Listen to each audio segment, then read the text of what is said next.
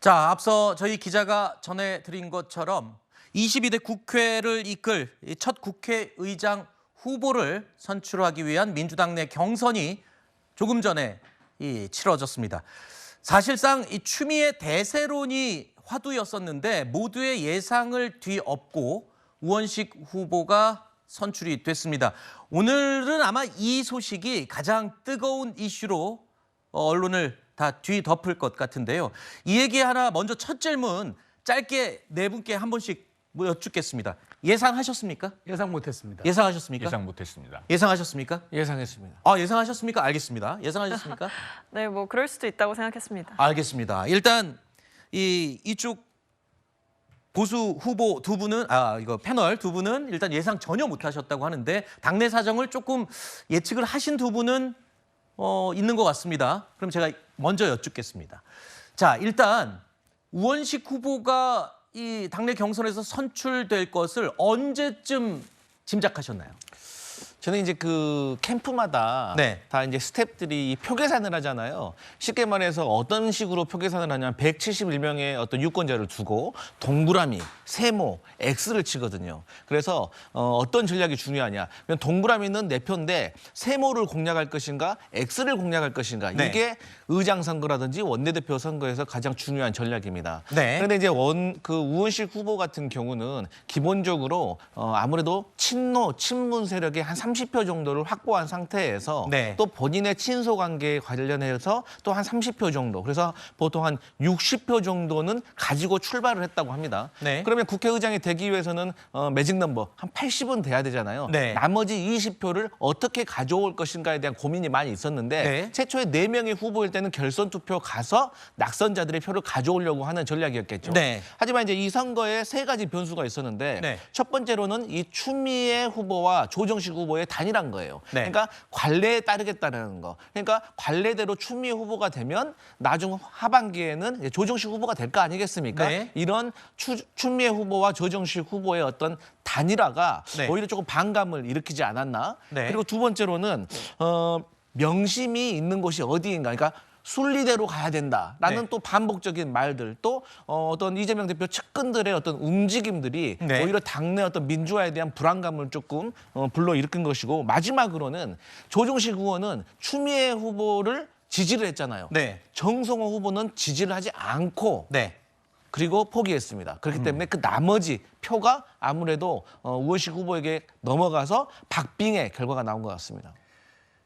정치가 가끔 이래서 재밌다는 얘기가 나올 수밖에 없는 것 같습니다. 예상을 뒤엎는 이런 상황들이 왕왕 발생하는데 사실 며칠 전에 박찬대 원내대표가 두 후보를 한 번에 설득해서 불출마를 이루었을 때만 해도 대부분의 언론에 명심은 추다라고 일제히 보도가 됐었습니다. 그때까지만 해도 모든 사람들이 그렇게 예측을 했었는데 평론가님 어떻게 생각하셨는지 전혀 예측 못하셨다고 전혀 하는데요. 못했습니다. 그런데 변수는 항상 있죠. 왜냐하면 네. 우리가 이제 그 원내대표 선거라든가 국회의장 선거 이렇게 의원들을 대상으로 하는 선거는 네. 그건 제가 흔히 표현하는 말대로 자동차 세일즈맨들한테 자동차를 파는 선거거든요. 전문가들한테 그 해당 전문성- 물건을 그렇죠. 파는 거죠. 그러니까 그게 얼마나 어렵겠습니까? 그리고 네. 마음을 알기가 어려운데 제가 보기에 지금 강성필 부위원장께서 잘 분석해 주셨지만 우원식 의원이 뭔가 명심이 뭐 누구에게 있다 이런 거보다는 누가 더 민주당의 중심을 잡을 수 있을 것인가. 아하. 그게 민심에 부합한다. 이런 캠페인을 한 것 같아요. 근데 많은 여기 민주당 당내 다수 인사들이, 그러니까 당선인들이 그래 이재명 대표의 일극 체제가 됐지만 우리가 무엇인가 민주정당과 건강한 정당이라는 걸 보여주기 위해서라면 네. 또 우리가 뭔가 합리적인 사람을 선택하는 게 맞지 않을까? 아하. 아마 그게 마지막에 그 바람이 불면서 이런 결과가 나오지 않았을까 그렇게 생각합니다. 지금 여쭤보고 싶은 말씀도 많고 또 하실 말씀도 많으실 텐데 일단 조금 전에 지금 당내 경선에서 국회의장 후보로 선출된 우원식 의원의 목소리가 막 들어왔습니다. 들어보시죠. 중립은 국민의 삶을 편안하게 만들고 국민의 권리를 향상시켜 나갈 때 그것이 가치가 있는 일이다. 늘 그런 소신을 갖고 있습니다. 171명 여러 우리 민주당의 국회의원들과 손잡고 국회에서 국민의 바른 뜻, 국민이 원하는 뜻을 가지고 또 여당 의원들과도 함께 해나갈 수 있도록 최선을 다해 나가겠다는 말씀드리면서 22대 국회 전반기 여러분들이 맡겨주신 소명 잘 반드시 이행해 나가도록 최선을 다하겠다는 말씀드리면서 박성님 최고께 여쭙겠습니다. 지금 민주당은 이재명 체제에서 확고하게 강드라이브를 거는 그런 분위기로 계속 이어지고 있었습니다. 그렇기 때문에 추미애 이 당선인이 만약에 국회의장이 되면 더욱더 힘을 얻을 수 있을 것이다라는 예측이 대체적이었는데, 그런데 이 예측을 뒤엎고 우원식 당선인이 의원이 이 국회의장 후보가 된 이유에 대해서 당내에서는 어떤 짐작을 하고 계십니까? 어떤 의미? 일단은 아무래도 이제 우원식 의원께서 이제 그동안 의원들과의 굉장히 좀 관계를 잘 맺어 오셨던 분입니다. 실제로 뭐 을지로위원회라던가 이런 그 당내 모임을 통해서 세력화를 계속해서 해오셨던 분이거든요. 제가 좀 주목했던 부분은 어쨌든 우원식 의원께서 을지로위원회라던가 이런 당내 여러 가지 활동을 통해서 민생 정책에 있어서 좀 뛰어난 두각을 보여주시기도 하셨고, 뭐 홍범도 흉상 이전 논란 이런 것들이 있었을 때는 또 굉장히 강경하게 대여 투쟁을 하시는 모습이나 뭐 단식 투쟁을 하는 모습 이런 것들을 좀 종합적으로 보여주셨던 분입니다. 네. 그렇기 때문에 아무래도 이 당선인들은 굉장히 고민이 깊었을 것이고, 네. 그리고 앞서서 잠깐 이제 강성필 부위원장님께서 언급해주신 것처럼 결국 중간에 포기한 후보들이 있는데 그 후보들과 얼마나 연대를 잘 맺었느냐가 핵심이었을 것 같습니다. 근데 제가 주목했던 건 얼마 전 이 우원식 후보의 SNS 계정에 정성호 후보와 이제 동시에 찍은 사진이 같이 올라왔는데 네. 그때가 정성호 의원께서 좀 그러니까 후보로 가지 않겠다라고 이제 드롭하신 뒤였거든요. 근데 그 토론회 내내 옆자리를 지키면서 정성호 의원이 마치 힘을 실어준 것처럼 그렇게 SNS에 홍보를 하시는 걸 보면서 아, 이게 전략적 연대가 어느 정도 맺어졌구나 이런 것들을 가늠케 했고, 그 모임 자체에 초선 당선인들이 굉장히 많이 참여를 했었습니다. 네. 그게 아마 을지로위원회 공부 모임이었을 텐데 이런 식으로 당내 세력화와 이 중도 포기한 후보들의 마음을 적극적으로 잡으면서 전략적인 연대가 좀 가능했던 것 같고요. 앞서 말씀드렸듯이 이분이 그저 온건하기만 한 분이 아니라 과거 이제 윤석열 정부의 실정 때마다 크게 목소리를 내주셨던 분이기 때문에 이런 네. 게 종합적으로 고려가 되지 않았나 싶습니다. 혹시 이런 의미도 있을까요?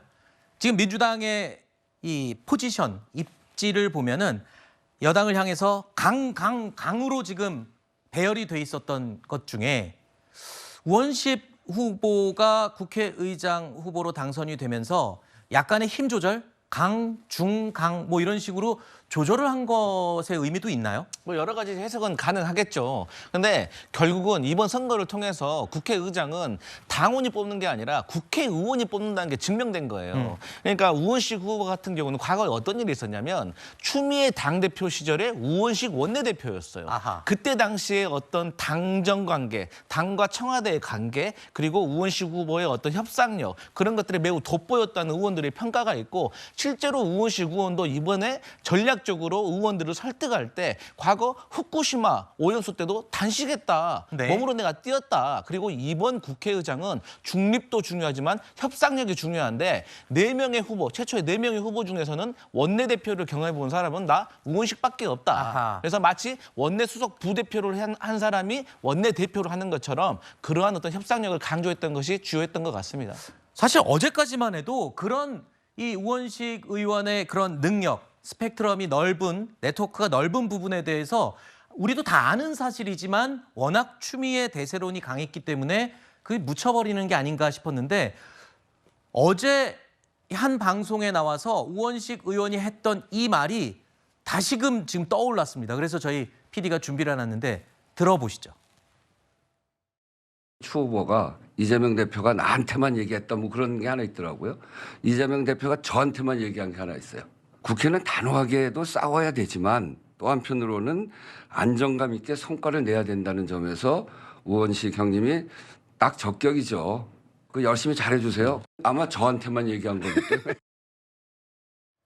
저는 어제 저걸 들을 때만 해도 당 대표로서 그래도 2파전이 됐으니 두 후보에게 똑같이 공평하게 격려를 하는 정도의 저는 이야기로 의미를 해석을 했었는데, 저게 지금 오늘 와서 볼 때는 굉장히 의미 있는 한마디를 마지막에 이재명 대표가 던진 게 아닐까 싶은 생각도 들어요. 근데 실제로 명심이 우원식 후보에게 실렸는지는 확인할 수 없는 부분이고 그렇죠. 대단히 지금 표차가 근소했다고 하니까 명심이 실렸는데 그러면 절반을 간신히 넘겼다 하면 그것도 그것대로 정치적 함의가 굉장히 크다고 생각합니다. 네. 저는 이번 결과가요.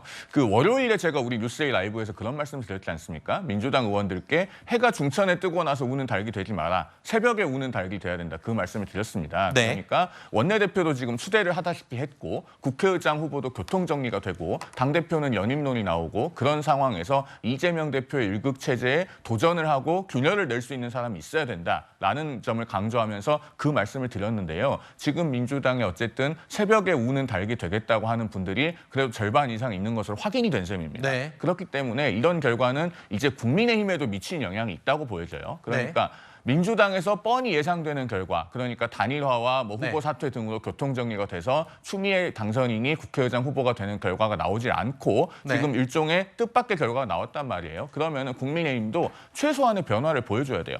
민주당에서 말씀하신 것처럼 강강강으로 치닫는 선택이 아니고 강중강 이 정도를 보여주지 않았습니까? 그러면 네. 국민의힘도 지금 많은 그 논의의 대상이 되고 있는 당대표 선출 규정에 있어서 민의를 반영하는, 그러니까 일정 부분의 여론조사를 반영하는 그런 변화가 불가피하고 만약에 그것조차 거부하게 되면은 민주당은 그래도 우원식 국회의장을 선출했는데 국민의힘은 아무것도 변하지 않으려고 한다. 이런 국민적인 시선에 직면할 것이기 때문에 최소한의 변화가 필요해 보입니다.